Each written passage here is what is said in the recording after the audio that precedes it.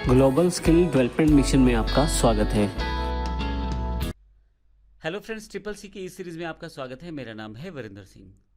पिछले सेशन में हमने देखा किस प्रकार से रोज, कॉलम, सेल्स को हम इंसर्ट, डिलीट कर सकते हैं, अलाइनमेंट सेटअप कर सकते हैं और बाकी बेसिक चीज़ें उसकी जानकारी ली।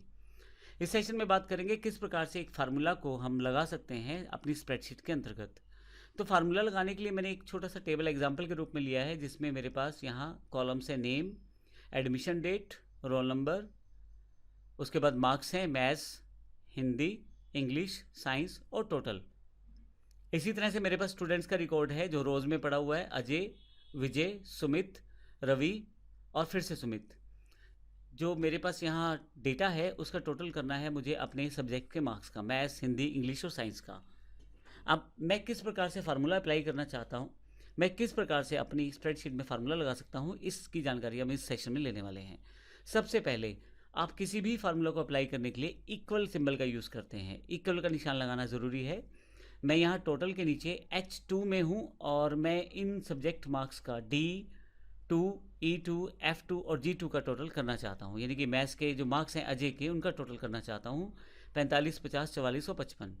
तो इसके लिए मैं यहाँ इन का टोटल करने के लिए मैं यहाँ टाइप कर सकता हूँ। फार्मूला शुरू करने के लिए इक्वल सिंबल देना ज़रूरी है, इक्वल का साइन देना। तो बराबर यानी कि इक्वल का सिंबल मैंने दे दिया है। अब मैं वहाँ पे डायरेक्टली फार्मूला टाइप कर सकता हूँ। तो मुझे पता है कि मुझे किसको जोड़ना है, D2 फिर प्लस का निशान, E2 फिर से प्लस का निशान, F2 फिर से प्लस का निशान और G2। फाइनली इसके बाद प्लस का निशान नहीं है क्योंकि इसके बाद मुझे किसी आइटम को या किसी नंबर को नहीं जोड़ना है। मैं एंटर कर देता हूँ। देखिए बिल्कुल सिंपल है फार्मूला लगाना, इक्वल लगाएं और अपना फार्मूला अप्लाई करें। मैंने यहाँ सम के एग्जाम्पल के साथ एग्जाम्पल लिया है। अब देखें यहाँ पे आपके पास 194 आ गया है टोटल। अगर आप यहाँ फार्मूला बार में देखें तो आपके पास यहाँ पे जो आपने प्लस किया है D2, E2, F2, G2 को, उसकी जानकारी यहाँ पे है। जब आप टोटल कर लेते हैं तो यहाँ बिल्कुल कॉर्नर पॉइंट पे एक छोटा सा बिंदु आ रहा है। अगर आप माउस यहाँ लेके जाएं तो प्लस, पतले वाले प्लस का निशान बन जाएगा। अगर आप माउस यहाँ कॉर्नर पे लेके जाएं इस पॉइंट पे तो पतले वाले प्लस का निशान बन जाएगा। आप अगर लेफ्ट क्लिक दबा के रखें इस पतले वाले निशान पे, यानी कि उस पॉइंट से आप नीचे की तरफ ड्रैग करें माउस को लेफ्ट क्लिक दबा के, तो देखेंगे कि सबका टोटल आपके पास आ गया है।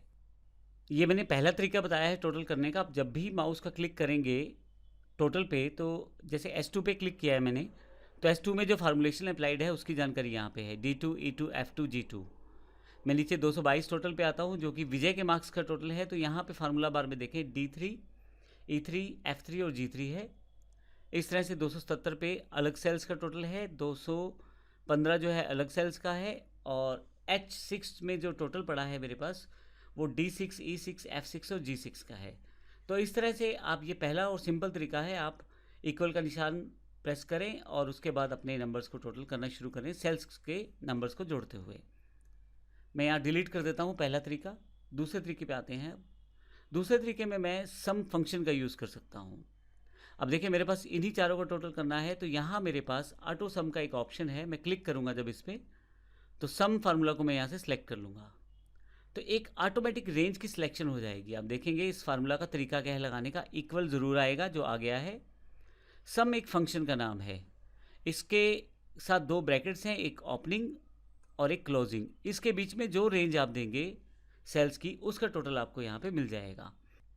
एक और इम्पोर्टेंट बात, जब आपने सम लिया है तो आप देखेंगे कि B2 से लेकर G2 तक की सारी रेंज सिलेक्टेड है, यानी कि इसके बीच में जितने भी सेल्स हैं, B2 से G2 तक जितने भी सेल्स हैं सबको इंक्लूड कर लिया गया है रेंज में। लेकिन अगर आप मेरे क्वेश्चन की तरफ यानी कि इस टेबल की तरफ देखें तो मैथ, हिंदी, इंग्लिश और साइंस का ही मुझे टोटल करना है। इस टोटल में एडमिशन डेट या रोल नंबर को मुझे शामिल नहीं करना है, जबकि रेंज में इसको भी सिलेक्ट किया गया है क्योंकि B2 डेट वाला पार्ट है, C2 रोल नंबर 1 वाला पार्ट है। तो ऐसे केस में मैं रेंज घटा भी सकता हूँ। इसके लिए अगर आप यहाँ देखें तो दो पॉइंट्स यहाँ पे हैं, ब्लू आपके पास बॉर्डर लाइन आ रही है। अगर मैं इसको पीछे की तरफ, इस रेंज लाइन को पीछे की तरफ वापस लेके आऊँ और मैथ तक ले आऊँ, तो मेरे पास अब जो नई रेंज सेलेक्टेड है वो D2 से G2 तक है। फार्मूला में देख सकते हैं। फाइनली इस तरह से आप रेंज सिलेक्शन कर सकते हैं, यानी कि जो पार्ट ऑफ डेटा नहीं चाहिए आप उसको हटा दें, इस रेंज में मत लेके आएँ, उसका टोटल नहीं होगा। तो अब D2, E2, F2 और G2 इन सभी सेल्स का टोटल होगा। मैं एंटर कर देता हूँ, मेरे पास आंसर आ जाएगा। एक बार आंसर आने के बाद फिर से कॉर्नर पॉइंट पे ये छोटा सा बिंदु है, यहाँ माउस लेके जाएं, लेफ्ट क्लिक दबा के रखें और नीचे की तरफ ट्रैक करें, तो सबका आंसर आपके पास आ जाएगा। तो ये हमारे पास दूसरा तरीका था टोटल करने का, सम फंक्शन के द्वारा। मैं डिलीट कर देता हूँ। अब हम तीसरे तरीके से देखेंगे टोटल कैसे कर सकते हैं हम लोग। हम सिर्फ फार्मूला अप्लाई करना सीख रहे हैं। आप चाहें तो सम, मिनिमम, मैक्सिमम किसी भी तरह का फंक्शन यूज़ कर सकते हैं, लेकिन सम को मैंने इसलिए लिया है ताकि आपको क्लियर हो जाए। अब हम बात करते हैं तीसरा तरीका, वो है हमारे पास यहाँ से फंक्शन विज़ार्ड के थ्रू। मैंने माउस को यहाँ पे क्लिक कर दिया है H2 पे, जहाँ मुझे टोटल चाहिए, फंक्शन विज़ार्ड, और यहाँ पे मुझे उस फंक्शन को सर्च कर सकता हूँ जो मुझे करना है, या आपके पास अल्फ़ाबेटिकली लिस्ट दी हुई है, यहाँ से भी आप उस फंक्शन को निकाल सकते हैं। काफ़ी सारी कैटेगरीज दी हुई हैं फंक्शंस की यहाँ पे, जैसे डेट टाइम के फंक्शन फार्मूला सेलेक्ट कर दिए हैं, फाइनेंशियल फार्मूलास यहाँ से अलग कर दिए गए हैं, मैथमेटिकल अलग कर दिए गए हैं। तो अभी मैं यहाँ से ऑल ले लेता हूँ, और अगर मुझे सर्च करना है तो सम को सर्च कर लेता हूँ। तो जैसे ही सम यहाँ प्रेस करूँगा, जैसे ही सम यहाँ टाइप करूँगा, मेरे पास नीचे सम से रिलेटेड फंक्शंस आ जाएंगे। अब मैं सम यहाँ से क्लिक करता हूँ। जैसे हम माउस से सिलेक्ट करेंगे सम को, यहाँ पे सम को अप्लाई करने का तरीका बताया हुआ है। सम, फिर नंबर 1, कोमा नंबर 2, फिर कोमा नंबर 3, दोनों राउंडेड ब्रैकेट्स में जितने भी नंबर आप कोमा के साथ लिखेंगे सबका सम आपके पास आ जाएगा। अभी मैं नेक्स्ट करता हूँ क्योंकि ये विज़ार्ड है।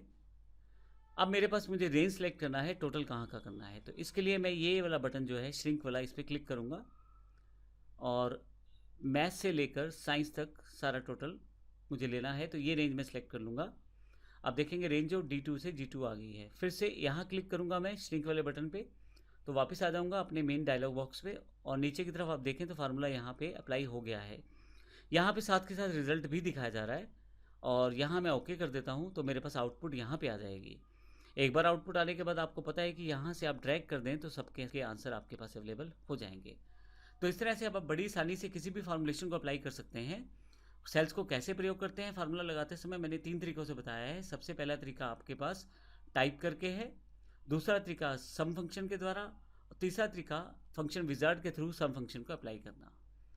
तो अगले सेशन में हम फिर आगे की तरफ चलेंगे और अधिक जानकारी लेंगे हमारे फंक्शंस और इन्फॉर्मेशन के बारे में। धन्यवाद।